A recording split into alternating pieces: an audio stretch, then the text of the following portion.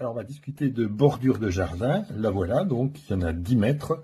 Donc, on peut choisir en plusieurs coloris et en plusieurs hauteurs. Et ce type de modèle est mon préféré.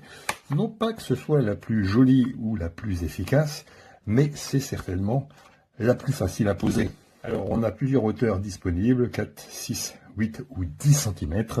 Ici, on a le petit modèle à 4 cm qui est ras du sol. Alors voilà la bordure telle qu'elle est livrée dans son paquet.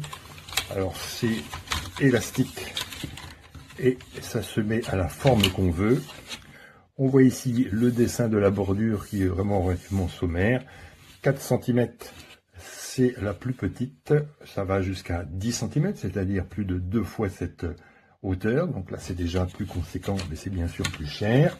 Et alors, l'avantage, c'est la simplicité de pose, puisque ça se dépose simplement sur notre gazon ou notre terre. Ça se dépose, il n'y a pas de trou à faire. Et 40 piquets. On a 2 sachets de 20 piquets. Alors voilà le type de piquet, donc c'est des piquets tout simples, c'est pas torsadé. Voilà, c'est cruciforme ici pour bien tenir en terre, suffisamment long, une petite vingtaine de centimètres.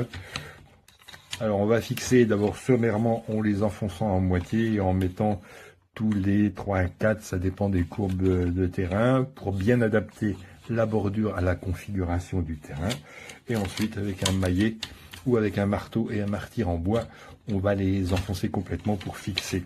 Alors l'avantage de ce produit posé, c'est qu'on peut rectifier le tir quand on veut. Il suffit de sortir les piquets et de replacer notre bordure.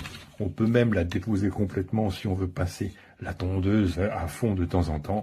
Donc c'est ça le gros avantage de ce type de clôture, de bordure de jardin. La très grande facilité de pose. On pose, on agrafe, c'est terminé. 10 mètres, ça permet vraiment de faire le tour d'un massif et le tour de plusieurs arbres.